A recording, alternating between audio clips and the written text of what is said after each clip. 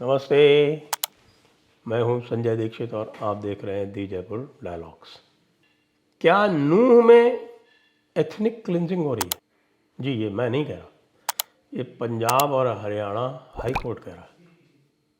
परसों वहाँ पर हो रहे बुलडोज़र एक्शन के संबंध में पंजाब और हरियाणा हाई कोर्ट ने एक सुओ मोटो संज्ञान लेते हुए और ये पूछा हरियाणा सरकार से कि जो भी आप बुलडोज़र एक्शन कर रहे हैं कि क्या आपने नोटिस दिए हैं, क्या आपने डिमोलिशन ऑर्डर निकाला है, और यदि नहीं निकाला है तो आप हमें बताएं।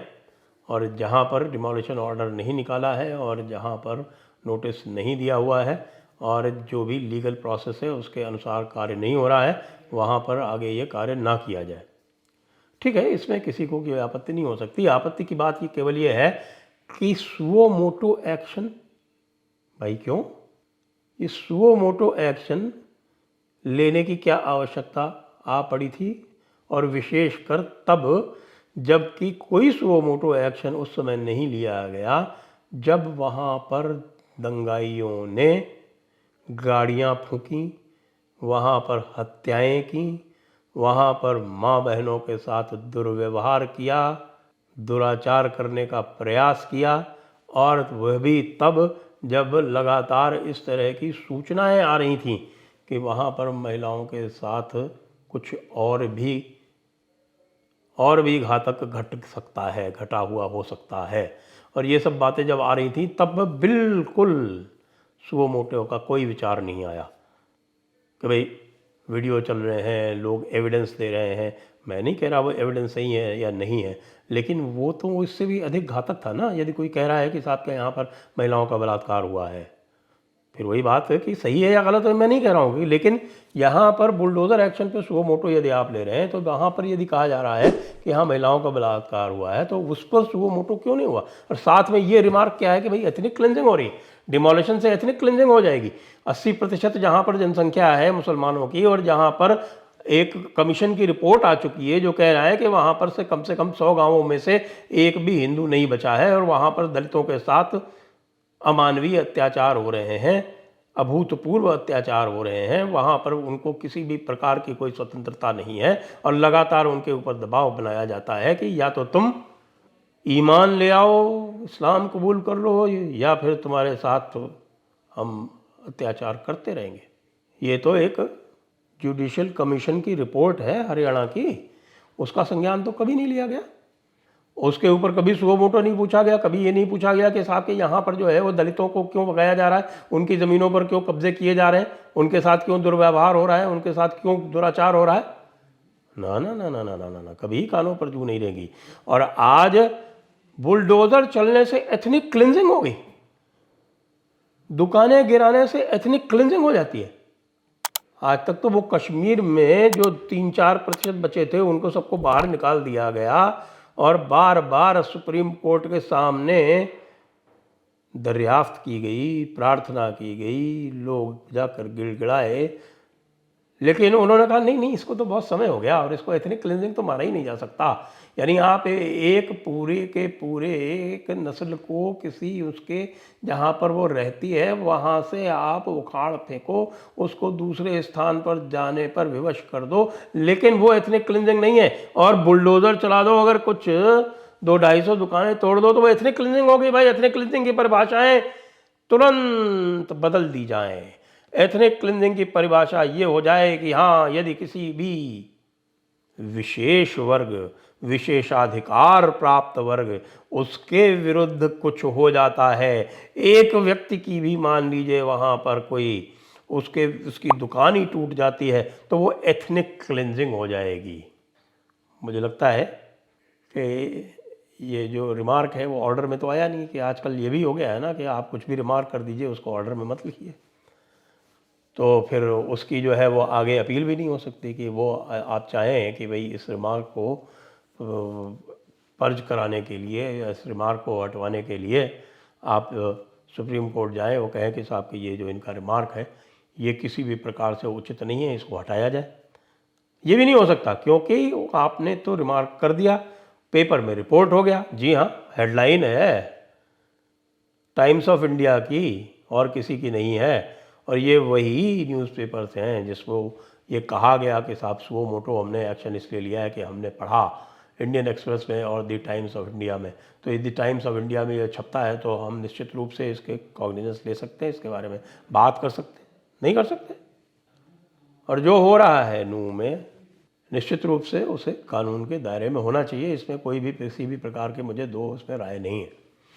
इसीलिए हम उदाहरण देते हैं बार बार योगी आदित्यनाथ की सरकार का कि उनका आज तक एक भी कोई बुलडोज़र एक्शन जो है उसको कोई भी कानून के दायरे से बाहर नहीं बता पाया है। और यदि हरियाणा सरकार भी उसी प्रकार से कर रही थी, क्योंकि मुझे पता है कि इस प्रकार के जो नोटिस इत्यादि हैं वो होते रहते हैं और कभी भी आप आएंगे तो बहुत सारे नोटिस आपको मिल जाएंगे और उन नोटिस के आधार पर आप कभी भी कार्रवाई करने के लिए स्वतंत्र हैं। ये बात अलग है कि जब इच्छा शक्ति नहीं होती तो ये कार्रवाइयाँ होती नहीं हैं आसानी से।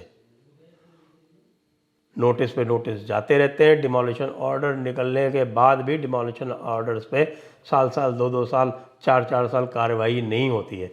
तो अब मुझे जो भी मेरा जो प्रशासनिक अनुभव है उसके अनुसार तो मैं तो ये मानता हूँ कि ये आदेश उनके पास रहे होंगे और नहीं भी रहे होंगे तो उन्होंने निश्चित रूप से बनवा लिए होंगे, उसके बिना तो ये कार्य नहीं ही किया होगा। लेकिन अब देखते हैं आगे जब कार्रवाई चलेगी तो पता चलेगा कि हरियाणा सरकार अपने किस प्रकार के एक्सप्लेनेशन क्लैरिफिकेशन के इत्यादि के साथ आती है।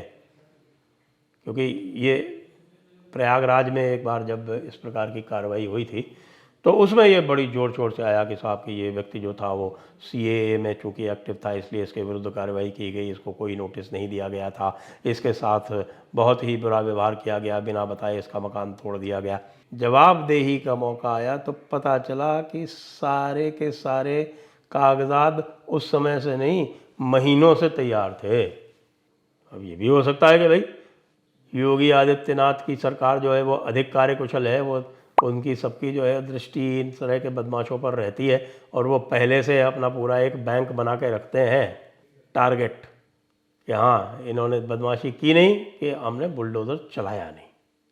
किया जा सकता है ऐसा, क्योंकि अधिकतर जो हिस्ट्री शीटर इत्यादि हैं उनके हिसाब से तो आप अपनी तैयारी रख ही सकते हैं ना कि अगर मान लीजिए कुछ भी बदमाशी की तो इनका जो है वो पहले से एक डिमोलिशन ऑर्डर चल रहा है, जब बदमाशी करेंगे ज़्यादा तो एग्जीक्यूट कर देंगे। तो यही प्रश्न उठता है कि भाई ये कार्रवाई जो है वो वहाँ पर की गई या नहीं की गई, समुचित रूप से की गई या नहीं की गई। ये तो जहाँ तक है उसमें हाई कोर्ट ने यदि कुछ कहा है तो उसमें कोई अन्यथा बात नहीं हो सकती। लेकिन ये एथनिक क्लिंजिंग वाली बात तो बिल्कुल ही अन्यथा है, विशेषकर जब हम जानते हैं कि कश्मीरी पंडितों के साथ क्या हुआ। और आज मैं जानता हूँ कि जब संसद में बातचीत चल रही थी तो संसद में भी कश्मीरी पंडितों का उल्लेख आया। जो लोग कहते हैं कि साहब कि नहीं कश्मीरी पंडितों के साथ कुछ नहीं हुआ, वो तो इमिग्रेंट हैं, वे डिस्प्लेस्ड पर्सन्स नहीं हैं, वो इमिग्रेंट हैं, वे रेफ्यूजी स्टेटस दिया जाएगा क्या उनको? क्या उनको भारत के अंदर ही आप शरणार्थी बना के रखेंगे? क्या कहेंगे उनको? वो इमिग्रेंट कैसे हो गए? आप प्रवासी कैसे हो गए?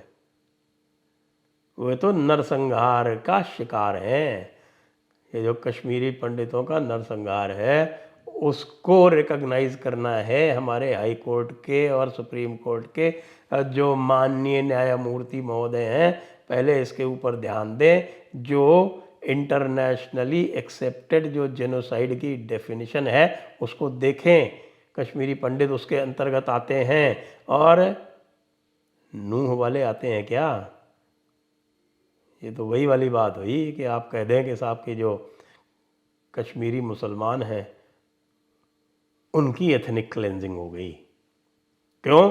क्योंकि आर्मी ने, पुलिस ने और जो रक्षा एजेंसियां हैं उन्होंने वहाँ बहुत सारे टेररिस्ट को, आतंकवादियों को, ओवरग्राउंड वर्कर्स को पकड़ा, मारा, एनकाउंटर किया।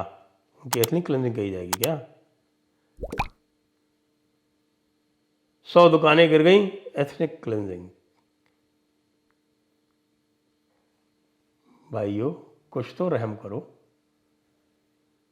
आपको जज की कुर्सी पर बैठाला गया है, कर क्या रहे हो आप लोग? ऐसे लूज रिमार्क्स दिए जाते हैं क्या? माननीय उच्चतम न्यायालय ने भी कहा है कि न्यायाधीशों को लूज रिमार्क्स नहीं करने चाहिए, न्यायाधीशों को ऐसे रिमार्क्स नहीं देने चाहिए जिसको कि वो ऑर्डर पे नहीं ला सकते। आपने ऑर्डर पर तो किया नहीं, बोल दिया, चारों तरफ चर्चा हो गई, सेक्युलर लिबरल पंचमक्कार जमात प्रसन्न हो गई। और ये भी आप नहीं कह सकते कि नूह में सख्ती की कड़ाई की आवश्यकता नहीं है। जिस प्रकार से उन्होंने दंगा किया था, ये तो भाग्य था लोगों का कि वो बच गए, नहीं तो वहाँ तो पूरा का पूरा एक गोधरा करने की योजना थी। ये समझ में नहीं आ रहा, ये दिखाई नहीं पड़ रहा। आपको यदि सुओ मोटो अगर कॉग्निजेंस लेना भी था, इतनी क्लिनजिंग का ले रहे थे, तो इसका भी तो ले लेते कि भाई क्या वहाँ गोधरा दूसरा बनाने की योजना थी क्या? क्या पूरे देश में आग लगाने की योजना थी क्या?